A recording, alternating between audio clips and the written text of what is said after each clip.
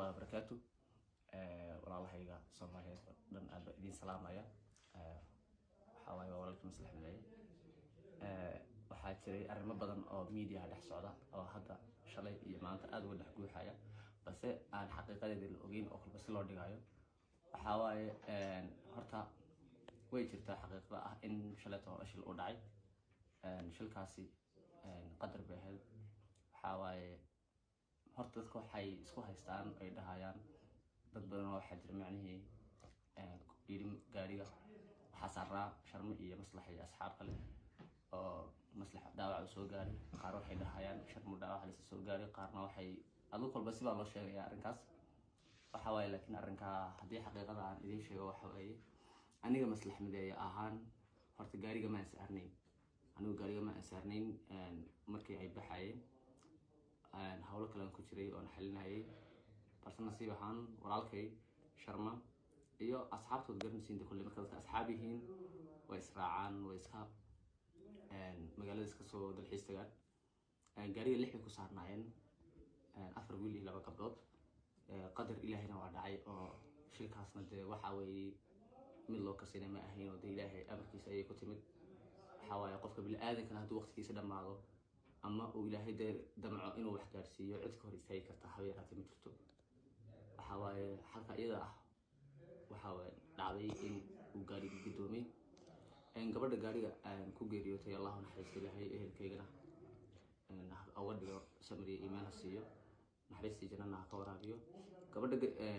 waxa halis ku gashay gaarigu markuu gadoomayay dhinaca daaqada gabadhu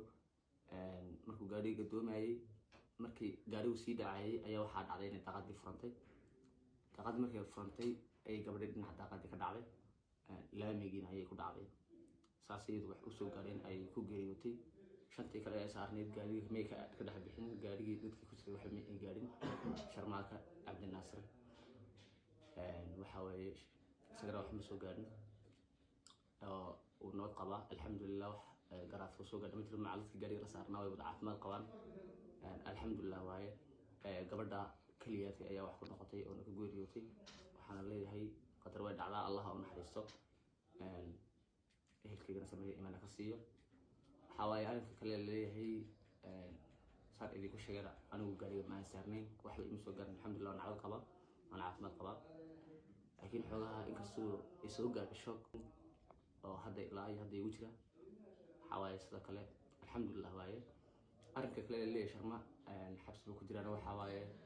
تقدر بعد عيو وفق بالآذان كان فنان هذا أما ما لحبينا هذا الموسيقى هذا حواي هدوش الدعاء وفق بالآذان والله حساب تمية arrinkaas oo sharmana ugu xayran yahay wax kale maaha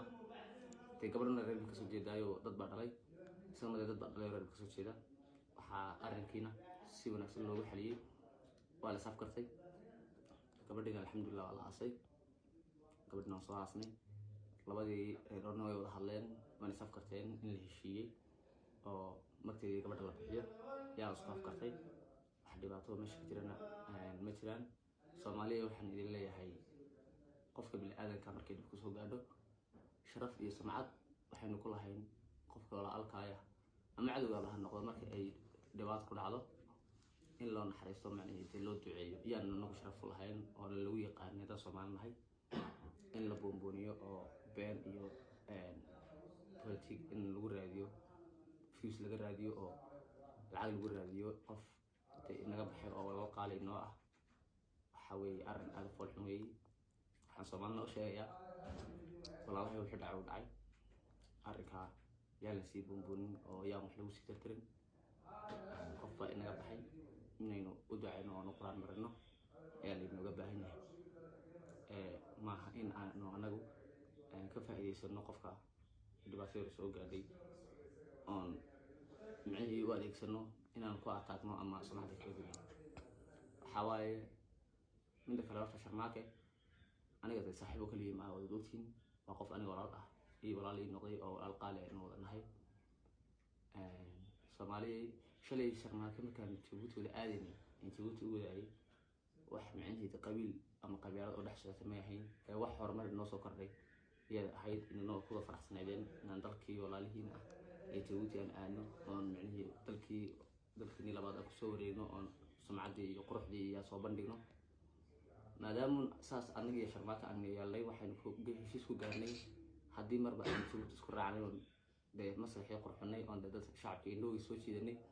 in aynu xagga labadeen aanu ku kala hadhin oon meel walba Soomaali leedahay insha Allah inuu aadno oon qurxsano oon dhalinyarteennii iyo dadkeena baan soo caawinay inaga ahayd waxaanu heshiis ku gaarnay markaas Jabuuti uga dhamaano in anagna markiis aan Puntland soo aadno oon dalkii kusoo wareegno oon qurxsano wax kale reedo ma ahayn kulleydii dadka aqalka saaxiibka oo ay fahmayaan arrinkan inaan si kale loo dhigin koonfur galbeed baa inaan tagno way noo qorshaysnay inaynu aadno Puntland inaynu aadno Khaatumo State micnaheedu inaynu aadno Jigjiga inaynu aadno Somaliland intaba anaga waxay nooga ahaydun inaan dadkeena aan waqti la qaadano xumaantada iyo wanaagga sida adigu